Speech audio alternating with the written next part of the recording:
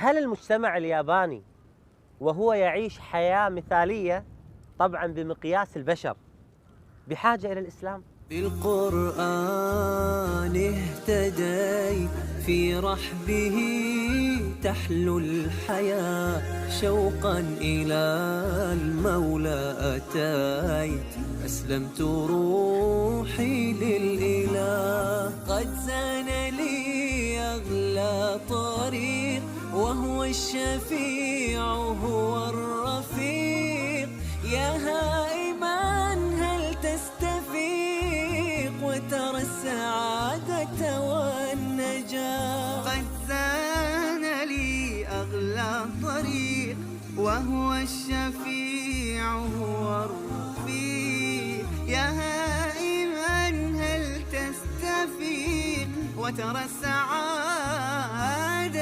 والنجاة.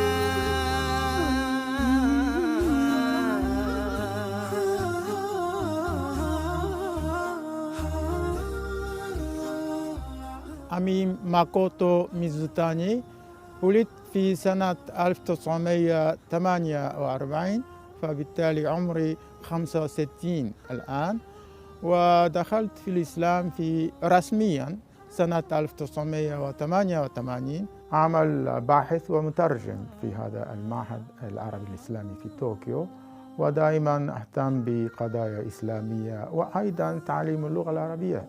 ولد في بيت بوذي محب للبحث والكتب، ساهم ذلك في تغيير حياته. الدكتور أمين حرص على تعويض ما فاته في حياته السابقة.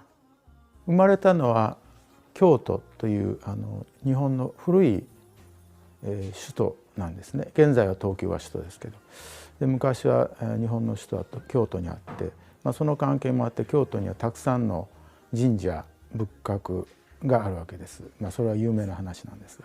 كان والده وجده من رهبان البوذا، وكان والده مطلع على العديد من الديانات، وله مكتبة كبيرة تحتوي على الكثير من الكتب التي أفادت أمين في صغره. 同時に宗教一般に関心を持ってたということだと思うんですが、イスラムに関しても当時出ていた本はほとんど揃っていました。コーランの日本語訳をはじめですね、イスラムの一般の説明をした本。تعرفت على دين الإسلام عن طريق هذا، وعندما كنت كما أتذكر تقريبا 19 في السنين. كنت أقرأ بعض الصفحات من القرآن الكريم. يمكن بعد 3-4 سنين يعني تأثرت جدا لنقول قوة دين الإسلام، بينما كنت أحس دائما ضعف الدين البوذية وإجمالا في اليابان، خصوصا بعد هزيمة الحرب العالمية الثانية. كانت روحي دائما متردد مضطرب أحيانا، فبالتالي كنت أبحث عن شيء ثابت، عن شيء يعني أبدي. 構成になっていると思います。でそれはいろいろな意味で人あるいは人生にその目標を与えると、かつその生存の意味も教えるという非常に深くて広い教えだということですので、それを一番よく知るためにはまたそれを理解して人にも伝えるというためには自分自身ムスリムになってフルにそれを学び活動した方がいいなというふうになって、自然に移っていったということが。أريد أن أكتشف سبب وسر قوة دين الإسلام دائما، هذا هو مدخل بالنسبة لي لدين الإسلام. بالقرآن اهتديت في رحبه تحلو الحياة شوقا إلى المولى أتيت. لماذا الإسلام قوي ومستمر ومنتشر؟ لأن الله سبحانه وتعالى يقول: هو الذي أرسل رسوله بالهدى ودين الحق ليظهره على الدين كله. وهذا ما جعل الدكتور أمين يتعمق في البحث، بل ويتعلم اللغة العربية قبل إسلامه. حتى أقرأ أي شيء متعلق بالدين الإسلام من الوثائق الأصلية. فصرفت 4 أو 5 سنين خصوصا لتعلم اللغة العربية، ولكن جنبا لجنب تعلم المبادئ الإسلامية. ما هي الآية التي قرأتها وأثرت عليك؟ أكثر آية دكتور أمين أثرت على قلبك؟ هناك في آية: تزاودوا فإن خير الزاد التقوى. الله أكبر. وتزودوا فإن خير الزاد التقوى. هذه الآية في الحج. حج نعم. فعموما خير الزاد يفهم كشيء مادي. نعم. نحتاج إلى تذكرة، نحتاج إلى تعشيرة كذا كذا. نعم. ولكن يقول هنا التقوى يعني استعداد قلبي وروحي أهم حاجة. اللهم اجعل القرآن العظيم ربيع قلوبنا. الله يجعل القرآن هذا ربيع قلوبنا ونورا لنا في الدنيا وفي الآخرة بإذن الله. ذكر الله سبحانه وتعالى بعد آيات الحج فقال وتزودوا فإن خير الزاد التقوى. لم يقل تزودوا بالمال والشرب والأكل مع أنه مطلوب، ولكن الهدف من العبادات هي مصلحة القلوب، يعني الصلاة والصيام والزكاة وأيضا الحج هي رياضة روحية للقلوب. كل يوم أقرأ صفحة صفحتين. نعم. فكنت أصبحت يعني مقتنع أكثر. نعم. أكثر فأكثر. نعم. فبالنهاية ما في يعني حل إلا دخول الإسلام. ですから誰かに入れというふうに強く言われた覚えもなければ、なんかそうしなきゃ困るとかっていうことではなくて、自然とそういうふうになっていったということです。ですからいわゆるその自分の両親も اقتنع بالإسلام تماما ولم يقدم على النطق بالشهادة إلا وهو في مصر حين حثه أحد أئمة المساجد هناك بالنطق بها. بعد الدخول بعد الشهادة نعم. صارت كل صفحات مفتوحة. نعم. أهلا وسهلا يعني فيكم. نعم. وارتياح واطمئنان. ムスリムだったという、ボーンムスリムというふうな言葉があるみたいですけども、何世代も続いたということではないんですね。大半の日本人のムスリムの方々は自分で選んでイスラムに入られたという人がほとんどだと思いますけれども。هل ترى أن الإسلام يزداد؟ الشباب يدخلون في الإسلام؟ هل تلاحظ هذا الشيء؟ أظن في حماسة بين الطلبة يعني الجامعيين مثلا. نعم. وأيضا موضوع الإسلام أصبح من بين مواد عادية. نعم. في التدريس الجامعي. 一番心温まる、ことはですね、若い人たちがイスラムに、毎年非常に着実に入信してきている数が増えているということです。でそれは若い人たちというのはさっき言いましたようにその社会のいろいろな矛盾とか日本の持っている弱点の、ある意味での被害者ですね。生きがいの問題であるとか一体、何のために、自分はその毎日努力しなければいけないのかというそういう生活上精神的な指導面での指標がなくなってきているということ、それが一つは大きくその若い人たちをイスラムに招くということになっていると思います。هناك 30,000 عملية انتحار في السنة تقريبا في المجتمع الياباني، مع أن مجتمع يحافظ على القيم والأخلاق ويقدر التقدم والإنتاج.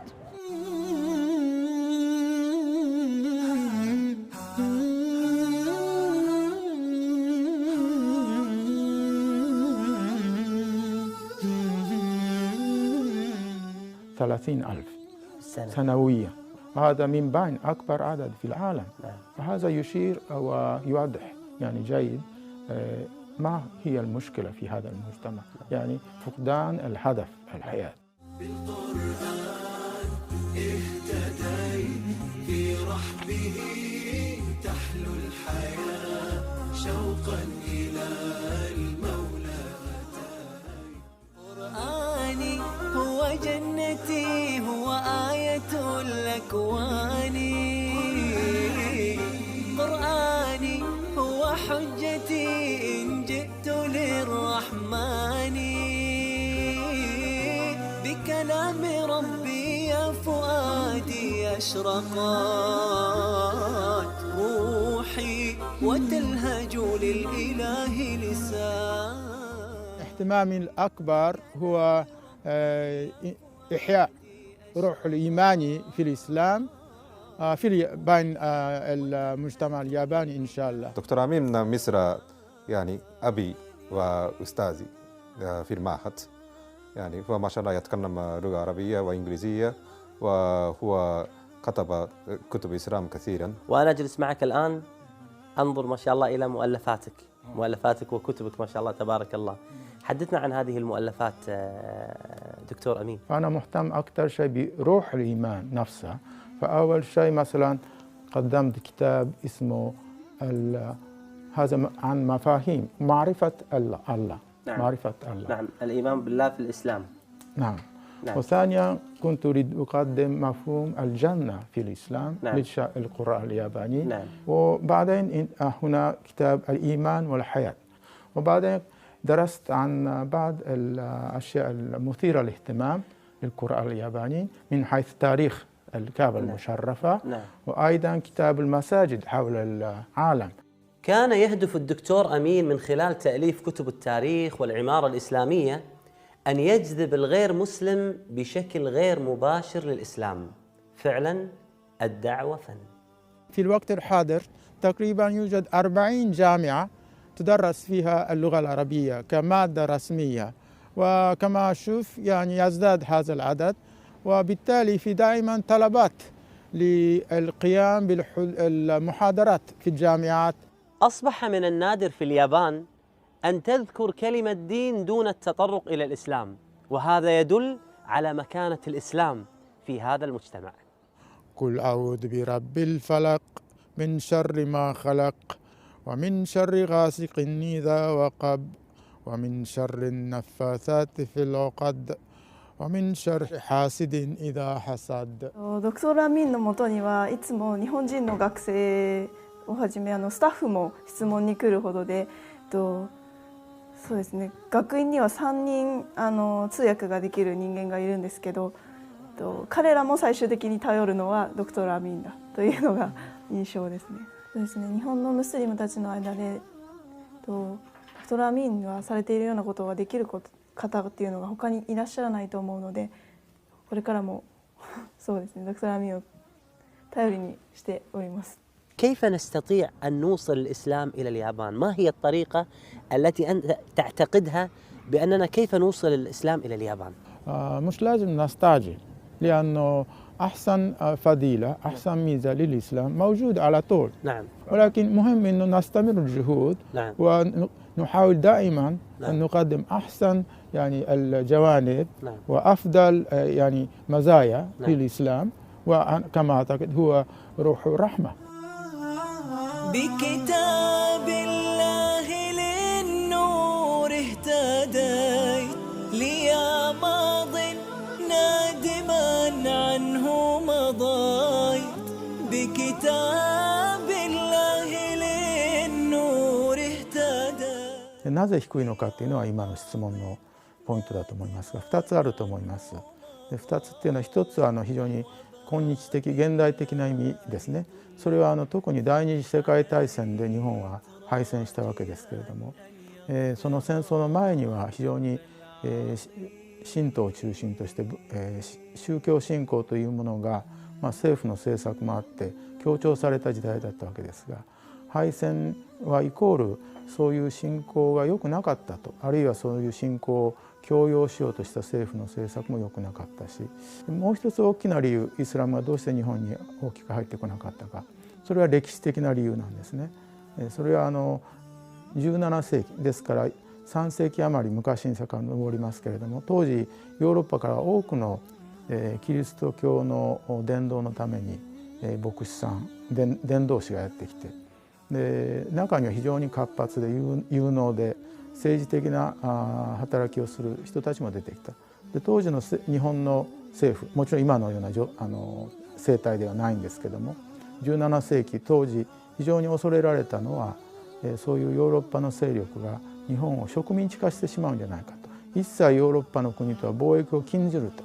ですからいわゆる鎖国って言ってますけど、日本の国を閉じてしまった。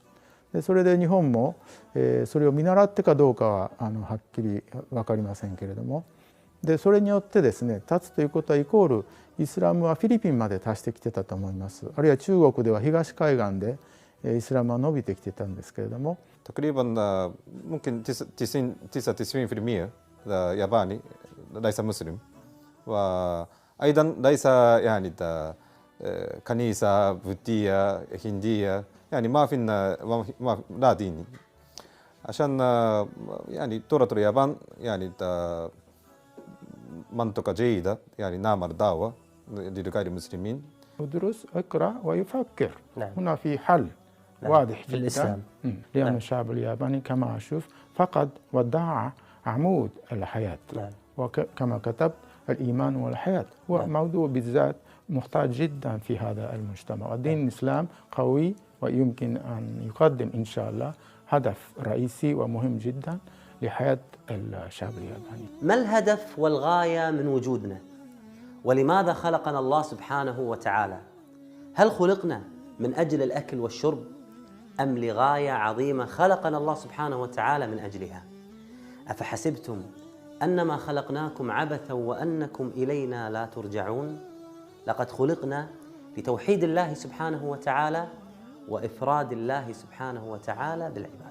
تغيرت حياتي بكثير بعد اعتناق الدين الإسلام. أول شيء أحس دائما اطمئنان وهدوء وسكينة في القلب وفي التفكير. سبحان من عدت إليه بسطت لنا كلتا يديه ألقيت أوزاري عليه يا رب فاغفر ما عصيت. كان للدكتور أمين زيارتين للحج، ولكن تجربة الشيخ أمين كانت من نوع آخر. أنا علمت أنك من أوائل من خطب خطبة يوم عرفة باللغة اليابانية، وهذا شيء جميل ورائع. كنت أشعر أنه يجب علي أن أقوم بمسؤولية، الله أكبر، واجب بأحسن طريقة. نعم. هذا فقط. فحضرت ب3 لغات: يابانية، عربية، وأيضا إنجليزية. ما شاء الله. لأن بعض الناس من اليابان نعم. كانوا يفهمون الإنجليزية بس نعم. فقط. نعم. فحضرت ب3 لغات. الحج هو غير سهل، لكن في ذات الوقت كل واحد يشعر بالرغبة الشديدة للعودة، يعني نريد نقوم بالحج مرة ثانية. هذا من بين عجائب الحج، ولكن هذا أيضا حقيقة ومعنى وقيمة الحج. أكبر رسالة من عندي خصوصا تجاه المجتمع الياباني هو إعادة أو إحياء القلب أو الروح الإيمانية. يا نفحة القرآن فوحي عطرا على قلبي وروحي يا بلسما يطوي جروحي لولا الهداية ما ارتوي. أتينا بأقلام، مجموعة من الأقلام أيوة. مكتوب عليها رسالة جميلة. هذه الرسالة ممكن يقرأها أي شخص من المجتمع الياباني، أيوة. تؤثر في قلبه وتجعله يقرأ عن الإسلام. والرسالة مكتوبة: ماذا بعد الموت؟ ربما هذا القلم البسيط دكتور الذي مكتوب عليه الرسالة ماذا بعد الموت. نعم. هذا القلم دكتور، أيوة. ممكن هذا القلم البسيط والمهمة الدعوية البسيطة تجعل شخصا أو أكثر من شخص يدخل الإسلام ونشارك بعض في هذا الأجر. هل أنت موافق؟ موافق تماما. الله يبارك فيك، شكرا. بعيدا كنت لكن حين جئت بأول وهلة منه اهتديت وأنت عرفته مذ كنت طفلا لماذا قلب بعض الناس ميت لماذا قلب بعض الناس ميت.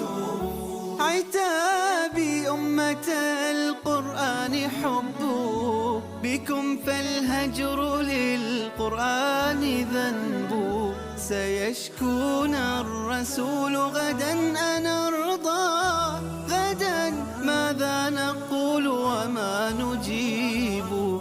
عتابي أمة القرآن حب بكم فالهجر للقرآن ذنب سيشكون الرسول غدا أنا أرضى